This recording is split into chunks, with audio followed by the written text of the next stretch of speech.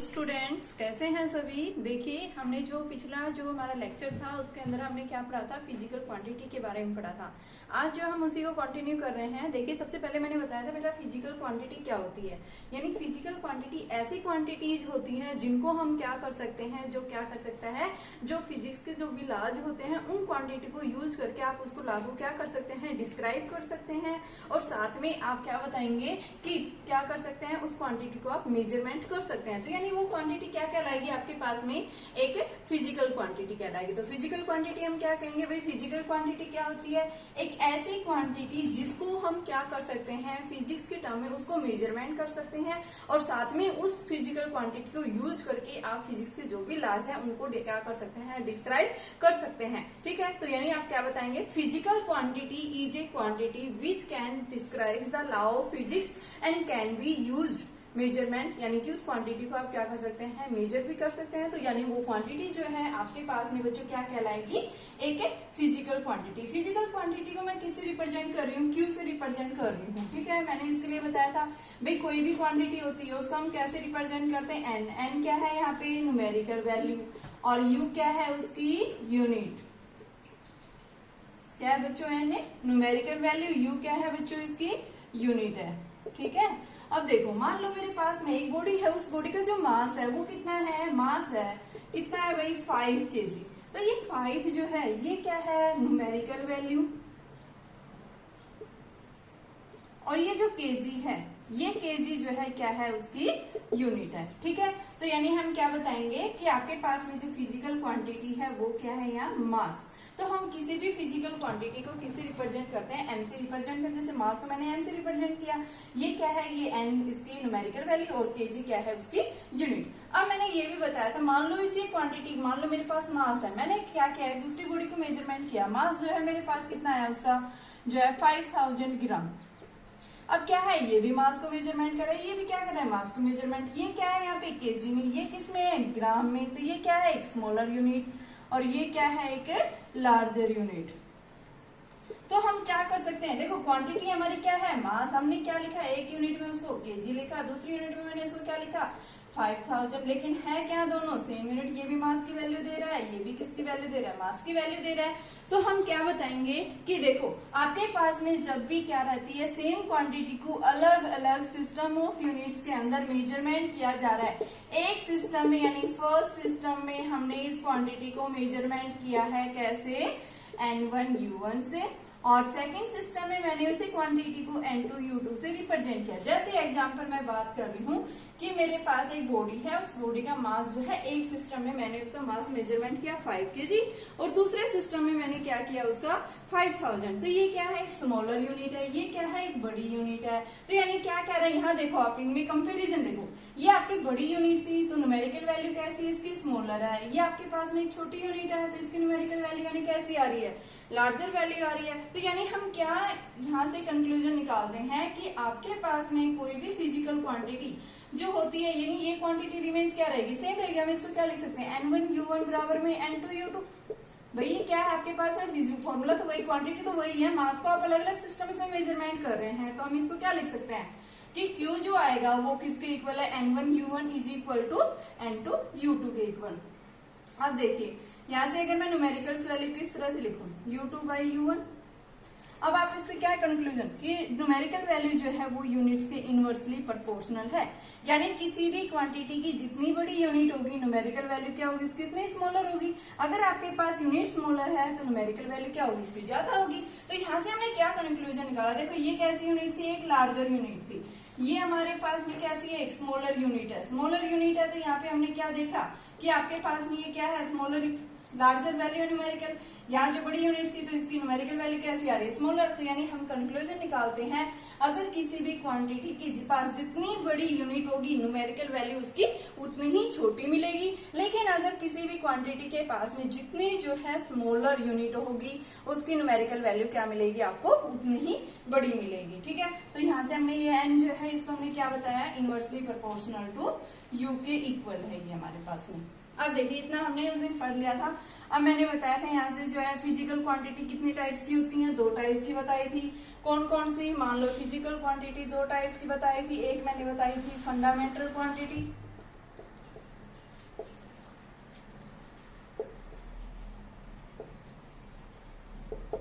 And second मैंने बताई थी ड्राइव क्वांटिटी।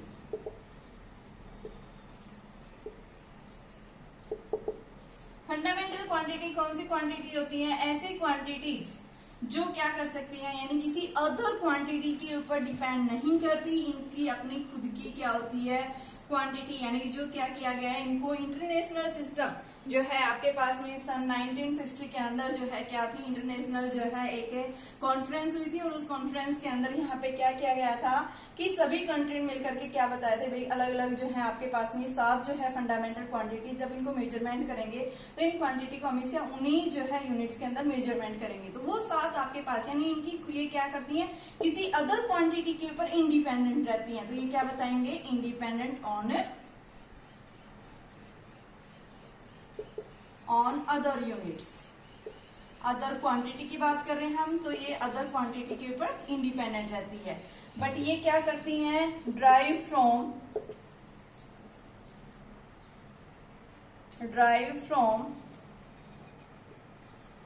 Other quantity. इनको अदर क्वांटिटी के ऐसे आप क्या करते हैं, ड्राइव करते हैं। जैसे मेरे पास में जो फंडामेंटल क्वांटिटी है कौन कौन है, मास है, लेंथ है, टाइम है, इलेक्ट्रिक करंट है, लुमिनस इंटेंसिटी है, टेम्परेचर है, ठीक है, और अमाउंट ऑफ सब्सटेंस।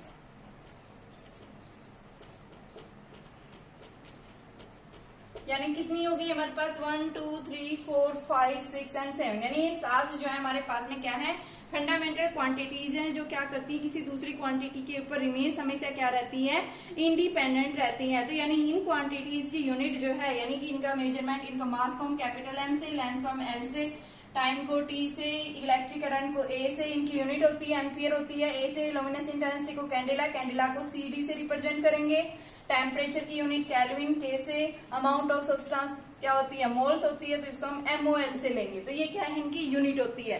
तो यानी ये जो 7 है हमारे पास में क्वांटिटीज, ये क्या है आपकी जो है फंडामेंटल क्वांटिटीज रहती हैं। ये फंडामेंटल क्वांटिटीज किसी दूसरी क्वांटिटी के ऊपर क्या रहती हैं, रिमेन्स इंडिपेंडेंट है। तो इन क्वांटिटी को हम क्या कहेंगे, क्या है ये आपके पास में फंडामेंटल क्वांटिटीज है। दूसरी आती है हमारे पास में जो ड्राइव का मतलब क्या है कि आप इन फंडामेंटल क्वांटिटी को यूज करके आप कोई अदर क्वांटिटी को ड्राइव कर रहे हैं। जैसे मैंने लिया है यहाँ पे कि आपके पास में ड्राइव क्वांटिटीज, ये जो क्वांटिटीज है are derived by using fundamental quantities. जैसे वेलोसिटी क्या होती है, डिस्प्लेसमेंट अपॉन टाइम। डिस्प्लेसमेंट क्या है, डिस्टेंस के इक्वल ले लिया हमने, तो ये डिस्टेंस क्या है आपके पास, लेंथ। टाइम क्या है, सेकंड है ये, यानी ये क्या है, फंडामेंटल यूनिट्स को यूज करके आपने किसकी निकाल ली, वेलोसिटी क्या है, ड्राइव यूनिट है।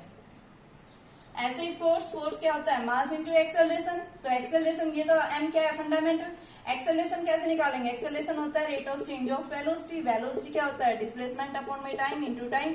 तो आपके पास में यानी क्या आ गया, ये m इंटू एक्स अपॉन में टी स्क्वायर। तो यहाँ से हम क्या निकाल रहे हैं, ये फोर्स जो है ये भी क्या है आपके पास में एक ड्राइव यूनिट है, यानी ड्राइव क्वांटिटी है ये। तो यानी हमने क्या पढ़ा कि ड्राइव क्वांटिटीज क्या होती है, ऐसी क्वांटिटी जिनको आप क्या कर रहे हैं, किसकी हेल्प से मेजरमेंट यानी किससे निकाल रहे हैं, इन फंडामेंटल क्वांटिटीज को यूज करके हम निकाल रहे हैं। तो इनको हम क्या बोलते हैं, क्या है ये आपके पास में ड्राइव क्वांटिटीज होती हैं, ठीक है। अब इसी तरह से हम क्या बताते हैं, जब भी हम किसी भी क्वांटिटी को जब क्या करते हैं, उसको एक स्टैंडर्ड यूनिट हम उसको लिए कहेंगे, कब कहेंगे, उसके लिए क्या जो है कंडीशंस होनी चाहिए। तो आप क्या बताएंगे, what are the features of a standard unit, कि कोई भी क्वांटिटी को आप एक स्टैंडर्ड यूनिट्स कब कहेंगे, क्या उसके लिए जो है जनरल कैरेक्टरिस्टिक्स होती हैं। तो आप क्या बताएंगे, सबसे पहले आप क्या लिखेंगे कि general characteristics of a standard unit, यानी कि हम कब जो है उसको कब कहेंगे कि choice of a standard unit. किसी भी क्वांटिटी को हम जो है स्टैंडर्ड यूनिट कब उसको चॉइस करेंगे, कब उसको चूज करेंगे कि हम कब कहेंगे ये आपके पास में एक स्टैंडर्ड यूनिट बन सकती है। तो सबसे पहले आपके पास में जो क्वांटिटी होनी चाहिए, क्वांटिटी शुड बी इन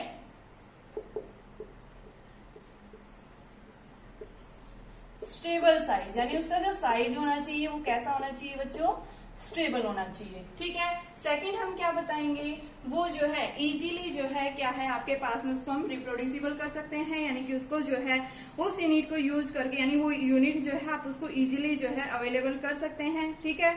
या फिर आप थर्ड जो बता सकते हैं इजीली एसेसिबल हो, इजीली एसेसिबल, इजीली रिप्रोड्यूसिबल। ठीक है। इसका मतलब क्या है, पहुंच के अंदर हो आप इजीली। ठीक है। और इससे यानी कि उसको इजीली जो है आप उस क्वांटिटी को तैयार कर सकते हैं, यानी वो क्वांटिटी जो है हर जगह अवेलेबल हो। ठीक है। नेक्स्ट हम क्या बताते हैं कि डज नॉट चेंज, यानी quantity does not change with time. मान लो आज आपने किसी क्वांटिटी को क्या कहा, लेंथ का है, कल टाइम के साथ में क्या हो जाए, वो क्वांटिटी चेंज हो जाए। तो यानी ऐसे हमें नहीं लेना चाहिए, यानी टाइम के साथ में क्या होना चाहिए कि वो चेंज ना हो। ठीक है। Does not change with time, तो यहाँ आप क्या लिखेंगे, does not change with time. Next जो हम क्या बताते हैं कि आपके पास में जो भी फिजिकल कंडीशंस है, लाइक टेम्परेचर, प्रेशर, यानी इनका उस क्वांटिटी के ऊपर कोई इफेक्ट नहीं होना चाहिए। तो आप क्या बताएंगे, there should be no any change, there should be no any change of physical conditions like temperature and pressure। तो यानी ये क्या है हमारे पास में, जब भी हम किसी भी क्वांटिटी को कब एक स्टैंडर्ड यूनिट कब कहेंगे, जब आपके पास में क्या है उस क्वांटिटी का साइज कैसा होना चाहिए, स्टेबल होना चाहिए। सेकंड हम क्या बताएंगे, इजीली रिप्रोड्यूसिबल हो। थर्ड क्या बताएंगे, इजीली एसेसिबल हो। नेक्स्ट हम क्या बताएंगे, टाइम के साथ में क्वांटिटी चेंज नहीं होनी चाहिए। नेक्स्ट हम क्या बताएंगे कि जो है उसके ऊपर, उस क्वांटिटी के ऊपर फिजिकल कंडीशंस का कोई इफेक्ट नहीं होना चाहिए, लाइक जैसे आपके पास टेम्परेचर है, प्रेशर है और भी अदर फिनोमिना है जिनके इफेक्ट्स के साथ में यानी कि उस क्वांटिटी के अंदर कोई चेंज ना हो, तो हम क्या बताएंगे, उस क्वांटिटी को हम क्या कह सकते हैं, एक स्टैंडर्ड यूनिट उसको जो है चूज कर सकते हैं। ठीक है। अब आता है हमारे पास में कि आप इन क्वांटिटीज को, जब आप इन यूनिट्स, फिजिकल क्वांटिटी को जब आप इनकी यूनिट्स को मेजरमेंट करते हैं, तो क्या इनके पास में सिस्टम ऑफ यूनिट्स है, यानी मेजरमेंट करने के लिए जो सिस्टम ऑफ यूनिट्स है वो क्या है। तो अब आएगा हमारे पास, यानी हम क्या करते हैं, हर एक क्वांटिटी को मेजरमेंट करते हैं। मेजरमेंट करने के लिए हमें किसकी जरूरत पड़ती है, यूनिट्स की जरूरत पड़ती है। जैसे हमने बताया भाई मास क्या है, किलोग्राम में, ग्राम में है। ठीक है। इसी तरह से हम लेंथ को मीटर में, ठीक है, लीटर में, मिलीलीटर, ये सब क्या है आपके पास में यूनिट है। तो हम इसको जो है किस किस सिस्टम में इन यूनिट्स को, इन क्वांटिटीज को मेजरमेंट कर सकते हैं। तो हमारे पास में आता है कि सिस्टम ऑफ यूनिट्स। देखिए हमारे पास में यहाँ पे 4 types of system of units है। किसी फिजिकल क्वांटिटी को जब हम मेजरमेंट करते हैं 4 सिस्टम्स आते हैं। सबसे पहले हमारे पास में आता है कि एफपीएस सिस्टम, सेकंड है हमारे पास में सीजीएस सिस्टम, थर्ड है हमारे पास में MKS system and next fourth जो है एसआई सिस्टम। एसआई सिस्टम और जो एमकेएस सिस्टम ये दोनों सेम है। ठीक है। तो सबसे पहले एफ, एफ का मतलब क्या है, पी का मतलब क्या है, एस का मतलब क्या है। F means foot, P means pound, S means second. यानी फुट जो होती है वो किसकी यूनिट होती है, आप क्या बताएंगे, लेंथ की। पाउंड जो है वो मास को मेजरमेंट करते हैं और सेकंड जो है किसको मेजरमेंट करेंगे, टाइम को। सिमिलर आपके पास C means centimetre, G means gram and S means second. ठीक है। तो यहाँ जो सेंटीमीटर है ये किसके लिए मेजरमेंट करेंगे आप, लेंथ। ग्राम जो है वो मास को मेजरमेंट करते हैं और सेकंड जो है वो टाइम के लिए। ठीक है। ये हमारे पास में आ गया। अब नेक्स्ट आता है एमकेएस सिस्टम। तो एमकेएस सिस्टम में इधर लिख रही हूँ, तो थर्ड है मेरे पास में एमकेएस सिस्टम। एमकेएस सिस्टम जो एसआई सिस्टम में हम मेजरमेंट करते हैं वो एमकेएस सिस्टम ही है। तो देखिए एमकेएस सिस्टम आपका फोर्थ सिस्टम ही है, एसआई बताया। एसआई का मतलब क्या है, इंटरनेशनल सिस्टम। जो अभी मैंने बताया था कि आपके जो है ये कॉन्फ्रेंस हुई थी सभी देशों की, सभी कंट्रीज की मिलकर के, और यहाँ पे कुछ क्वांटिटीज, कुछ फंडामेंटल क्वांटिटीज ली थी, और उन फंडामेंटल क्वांटिटीज को हम एक स्टैंडर्ड जो है आप क्या करेंगे, उसको मेजरमेंट करते हैं। जैसे 7 फंडामेंटल क्वांटिटीज बताई थी, तो उनके लिए मेजरमेंट करने के लिए हमारे पास स्टैंडर्ड यूनिट्स दी गई थी। ठीक है, तो वो जो स्टैंडर्ड यूनिट्स ली गई है वो किसके अंदर है, एमकेएस के अंदर। एम का मतलब क्या है यहाँ मीटर, के का मतलब क्या है यहाँ किलोग्राम, एंड एस का मतलब क्या है यहाँ सेकंड। एम को जो मेजरमेंट करेंगे लेंथ, किलोग्राम को मेजरमेंट करेंगे मास में, एंड सेकंड को किस में मेजरमेंट करेंगे, यानी किसके लिए, ये टाइम। ये फिजिकल क्वांटिटीज, यानी मीटर किसकी किस क्वांटिटी की यूनिट है, लेंथ की। किलोग्राम किस क्वांटिटी की यूनिट है, मास की। सेकंड किस क्वांटिटी की यूनिट है, यानी कि टाइम की। तो हमारे पास में ये जो है सिस्टम ऑफ यूनिट्स, यानी कि जो है मेनली 4 बताए गए हैं। कौन कौन से, FPS, CGS, MKS and SI. SI हम बताते हैं, एमकेएस जो होता है हमारा सिस्टम वो एसआई सिस्टम ही होता है। ठीक है, यहाँ एफपीएस का मतलब क्या है, एफ जैसे नाम से इंडिकेट हो रहा है, F means foot, P means pound, S means second. Foot का मतलब किसको मेजरमेंट करते हैं, किस क्वांटिटी के लिए, लेंथ के लिए। पाउंड का मतलब क्या है, यहाँ मास के लिए। और टाइम किसके लिए, यहाँ सेकंड्स में मेजरमेंट कर रहे हैं। लेकिन अब ये क्या कह रहा है कि एफपीएस सिस्टम में हम किसी भी क्वांटिटी को मेजरमेंट नहीं कर सकते। क्यों नहीं कर सकते, क्योंकि जब आप इसको मेजरमेंट करते हैं इस यूनिट के थ्रू, यानी कि एफपीएस सिस्टम में, तो हमारे पास में यहाँ पे वो क्वांटिटी जो है क्या हो जाती है, उसकी वैल्यू वेरी स्मॉल, क्योंकि ये फुट, पाउंड, सेकंड्स जो है ये क्या है, वेरी स्मॉल होते हैं। तो जब आप इनके द्वारा मेजरमेंट करेंगे तो वैल्यू क्या हो जाती है, बहुत ही स्मॉल हो जाती है। तो इस वजह से हम क्या कर देते हैं, क्योंकि ये इनकन्वीनियंट होती है, मल्टीपल्स एंड सब मल्टीपल्स की फॉर्म में आती है, इनकन्वीनियंट इन साइज। इस वजह से इसको क्या कर दिया गया है, रिजेक्ट कर दिया गया। ठीक है, किसका जो साइज मिलता है वो क्या है, जब हम इसको मेजरमेंट करते हैं किसी भी क्वांटिटी को, तो उसका साइज क्या हो जाता है, वेरी स्मॉल हो जाता है। तो इस वजह से जो हम क्या नहीं कर सकते, किसी भी फिजिकल क्वांटिटी को एफपीएस सिस्टम में मेजरमेंट नहीं करते। सेकंड आता है हमारे पास में सीजीएस। सीजीएस मैंने अभी बताया था, सी को मतलब लेंथ को सेंटीमीटर में, जी को मास को ग्राम में, और टाइम को सेकंड के अंदर। ये सिस्टम जो है इसके अंदर भी आपके पास स्मॉल आती है, तो यहाँ पे हम मेजरमेंट तो करते हैं, लेकिन जो है आपके पास यहाँ पे भी क्या देता है, स्मॉलर वैल्यू देता है। लेकिन एफपीएस सिस्टम में जो है हमारे कंट्री के अंदर, यानी कि यहाँ से ऐसे बहुत सारे कंट्री है जो एफपीएस सिस्टम में किसी भी फिजिकल क्वांटिटी को मेजरमेंट नहीं करते हैं, क्योंकि उसका जो साइज जो है क्वांटिटी को, जब आप किसी क्वांटिटी को एफपीएस सिस्टम में मेजरमेंट करेंगे तो उस क्वांटिटी की वैल्यू जो है कैसी आती है, वेरी स्मॉल आती है, जिसको क्या है कि उसके साइज को कन्विंट करना क्या हो जाता है, मुश्किल हो जाता है। तो इस वजह से एफपीएस सिस्टम को क्या कर दिया गया, रिजेक्ट कर दिया गया। सेकंड आता है आपके पास सीजीएस सिस्टम। सीजीएस सिस्टम भी जो है हमारे पास में क्या है, एक स्मॉलर यूनिट है,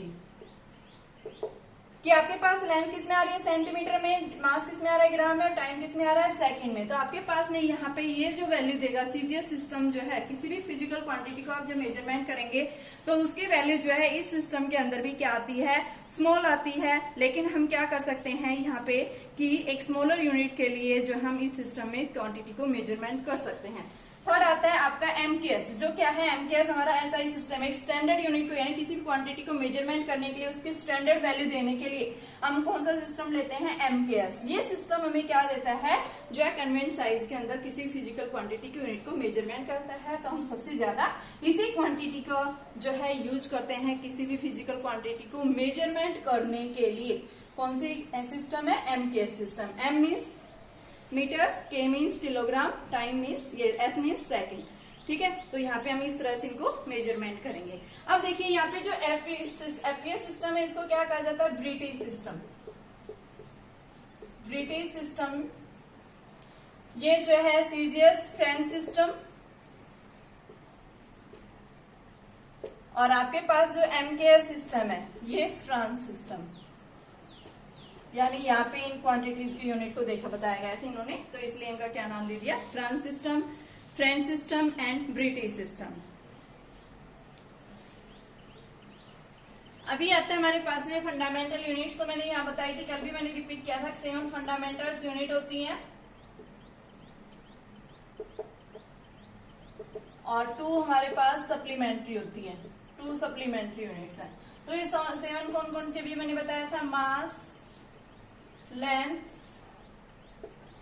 time, electric current, luminous intensity,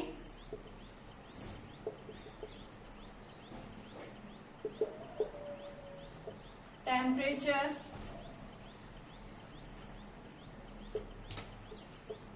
amount of substance.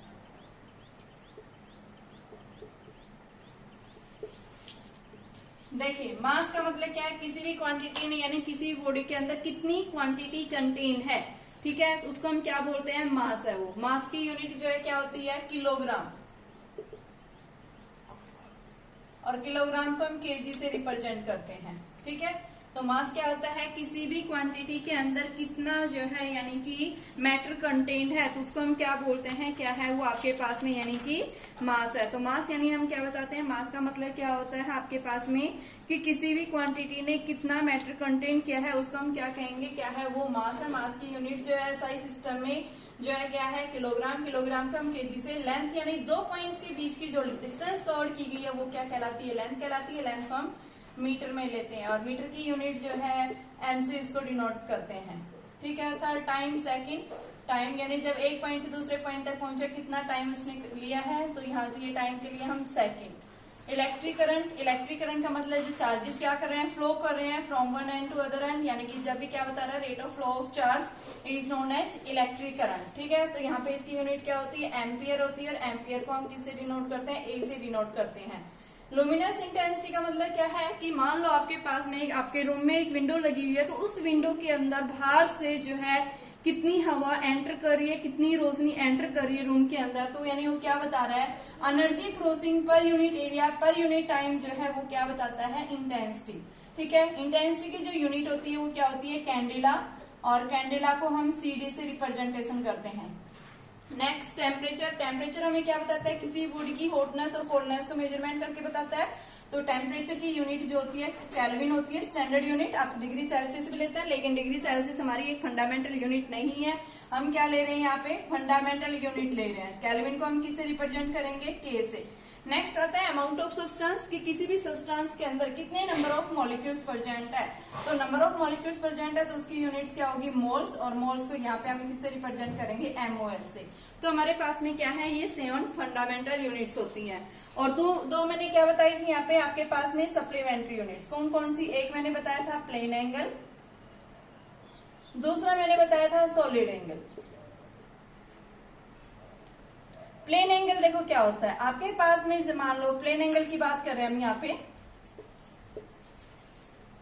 Plane angle का मतलब क्या है, इसकी जो यूनिट होती है आपके पास में वो क्या होती है, रेडियन, और रेडियन का साइन जो है RAD से हम डिनोट करते हैं, ठीक है। Plane angle is the angle subtended by the object, यानी कि प्लेन एंगल क्या है, प्लेन एंगल जो है एक ऐसा एंगल होता है जो क्या किया गया है कि subtended at the centre of circle, circle के सेंटर से बनाया गया है, ठीक है। इन यानी कि it is the angle subtended at the centre of circle by an arc, यानी एक आर्क ली गई, यहां से यहां तक की जो आर्क ली गई है, बाई एन आर्क, आर्क की लेंथ जो है वो L है, रेडियस इसकी क्या है, R है। तो ये सर्कल के सेंटर के साथ में जो एंगल बना है, तो यानी क्या बताएंगे, it is the angle subtended at the centre of circle whose length of arc to the radius of circle, यानी theta is equal to L by R। यहाँ L क्या है, length of arc to the radius. जो आपके पास angle की definition होती है वो यही होती है कि आर्क की जो लंबाई है, कितनी आर्क ली गई है, उस आर्क की लेंथ जो है क्या है, L है। तो यहाँ से इसके और रेडियस क्या है, R है। तो ये जो सर्कल के सेंटर के ऊपर जो एंगल बना है, इस एंगल को हम किसके इक्वल बताते हैं, क्या है वो आपके पास में प्लेन एंगल है। तो प्लेन एंगल की जो यूनिट होती है वो क्या होती है, रेडियन होती है। नेक्स्ट आते हैं हमारे पास में सॉलिड एंगल। देखिए सॉलिड एंगल हम सरफेस के अंदर बात करेंगे, ये हम किसके अंदर बात कर रहे थे, सर्कल के अंदर। सॉलिड एंगल जो होता है उसकी यूनिट जो है वो क्या आती है,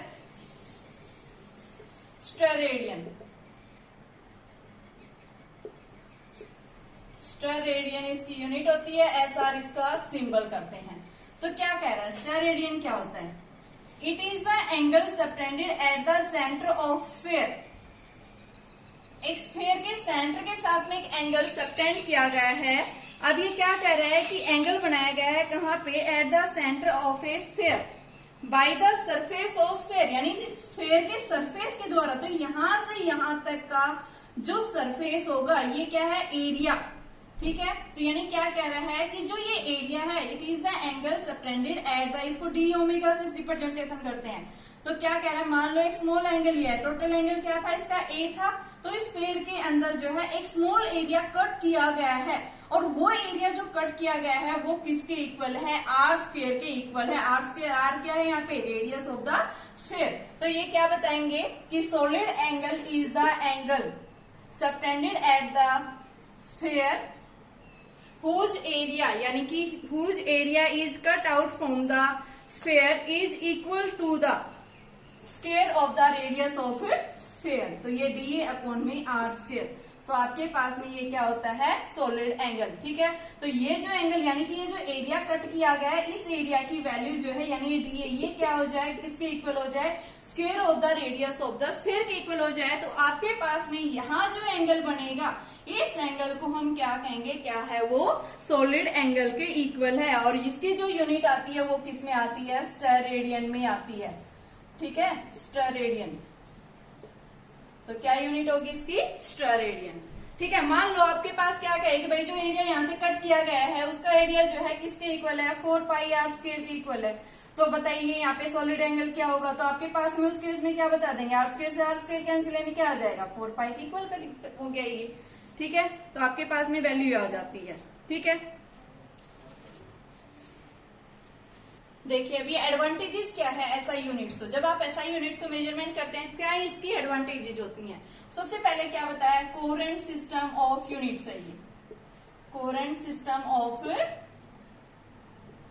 यूनिट्स, यानी किसी भी फिजिकल क्वांटिटी की यूनिट आप निकाल सकते हैं। कैसे निकाल सकते हैं, उसको डिवाइड करके, उसको मल्टीप्लाई करके। तो यानी हम क्या कर सकते हैं कि किसी भी क्वांटिटी को, यूनिट को हम क्या कर सकते हैं, फंडामेंटल यूनिट्स का यूज करके हम क्या कर सकते हैं, एक क्वांटिटी की यूनिट को ड्राइव कर सकते हैं। तो यानी वो क्या हो गया, कोहेरेंट। कैसे कि आपने क्या किया, मल्टीप्लीकेशन किया, आपने क्या किया, डिवाइड किया। ठीक है, बिना किसी न्यूमेरिकल फैक्टर के ऐड किए हुए। जैसे मैंने क्या बताया, किसकी यूनिट निकालनी है, मुझे फोर्स की निकालनी है।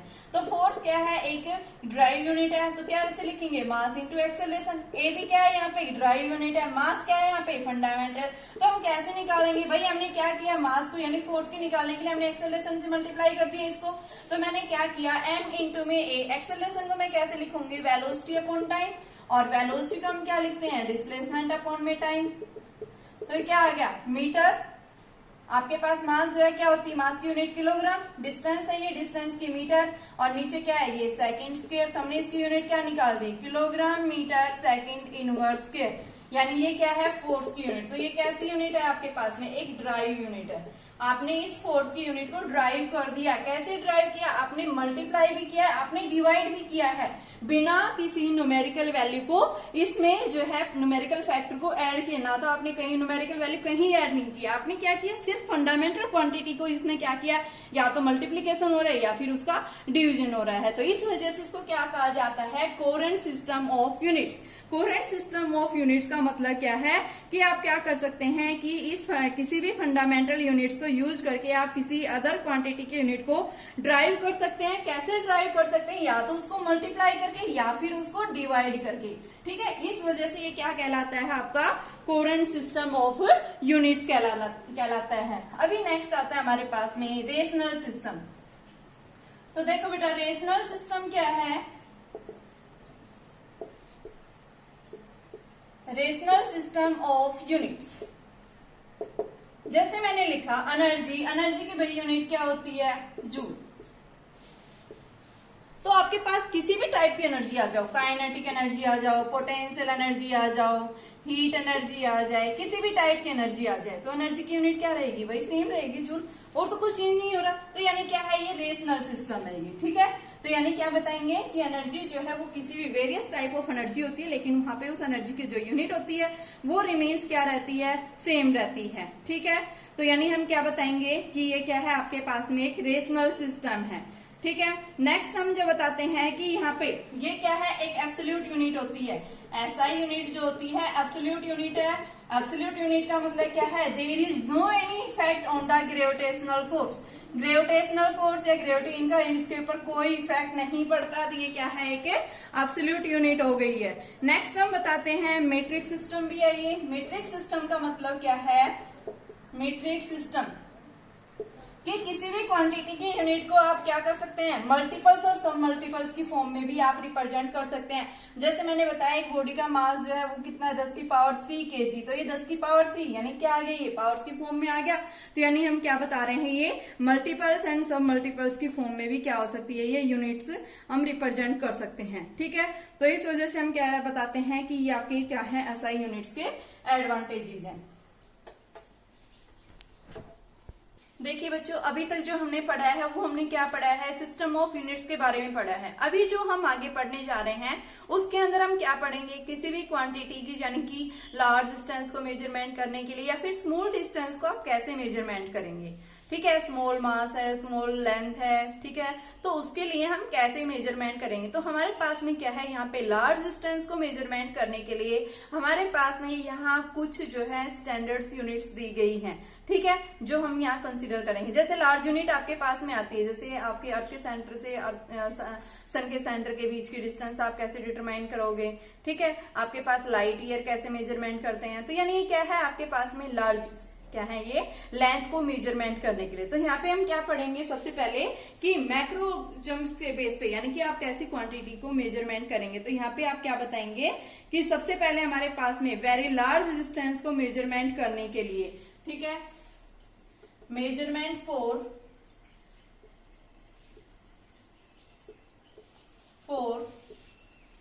लार्ज डिस्टेंसेस, सबसे पहले हमारे पास में आता है लार्ज डिस्टेंस को मेजरमेंट करने के लिए हमारे पास सबसे पहली यूनिट आती है एस्ट्रोनॉमिकल। कई बार बेटा पूछा जाता है 1 मार्क्स के अंदर एस्ट्रोनॉमिकल यूनिट्स क्या होती है, इनकी न्यूमेरिकल वैल्यू दे देगा तो बच्चे इनमें कंफ्यूज हो जाते हैं।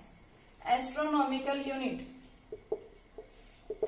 एस्ट्रोनॉमिकल यूनिट को कैसे रिप्रेजेंट करते हैं, ए यू से। ए का मतलब एस्ट्रोनॉमिकल, यू का मतलब यूनिट। तो यहाँ पे क्या है, ये एस्ट्रोनॉमिकल यूनिट। एस्ट्रोनॉमिकल यूनिट क्या होती है, it is the average distance, यानी क्या बताएंगे बेटा, ये एवरेज डिस्टेंस देता है।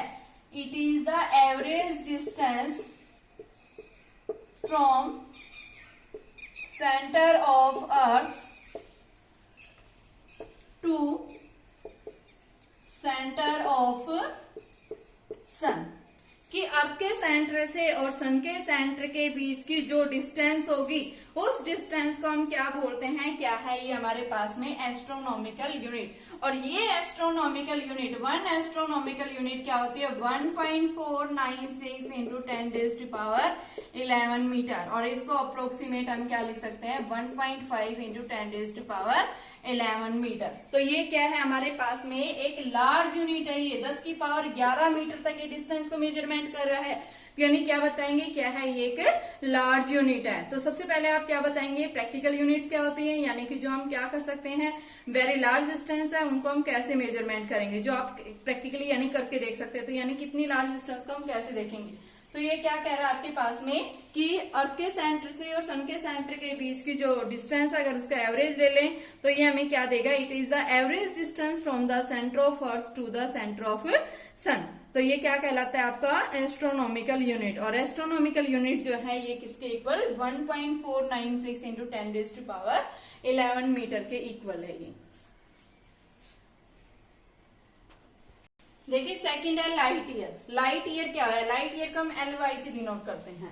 लाइट ईयर का मतलब जैसे डेफिनेशन इसके नाम से इंडिकेट हो रहा है, लाइट के द्वारा 1 ईयर के अंदर कितनी डिस्टेंस कवर्ड की गई है लाइट के द्वारा बेटा एक साल के अंदर यानी 1 ईयर के अंदर जो डिस्टेंस कवर्ड की गई है उस डिस्टेंस को हम क्या बोलते हैं, क्या है वो, लाइट ईयर है। तो क्या बताएंगे, लाइट ईयर इज द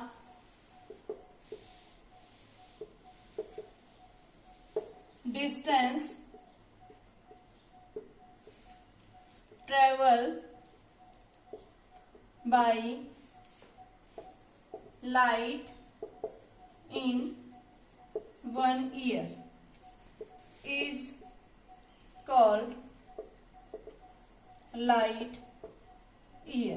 ठीक है, तो देखो लाइट के द्वारा, लाइट की वेलोसिटी यानी कि आपने पढ़ा है वेलोसिटी इज इक्वल टू क्या होता है, डिस्टेंस अपॉन टाइम। तो हमें निकालना है क्या है, डिस्टेंस क्या होती है, वेलोसिटी इनटू टाइम। ये क्या है, लाइट की स्पीड है, तो लाइट की v क्या है यहाँ पे, स्पीड ऑफ लाइट। और लाइट की स्पीड जो है बेटा वो किसके इक्वल होती है, c के इक्वल। तो c इंटू टी लिख सकती हूँ, c किसके इक्वल होती है, 3 इंटू 10⁻⁸ मीटर पर सेकंड होता है। t क्या है यहाँ, टाइम, टाइम क्या है 1 ईयर। 1 ईयर को आप इसमें चेंज करो, आप जो है इसको सेकंड में चेंज करेंगे। तो कैसे चेंज करेंगे, यहाँ से 1 ईयर जो है बोल रहा है, तो 1 ईयर को देखो t is equal to 1 year.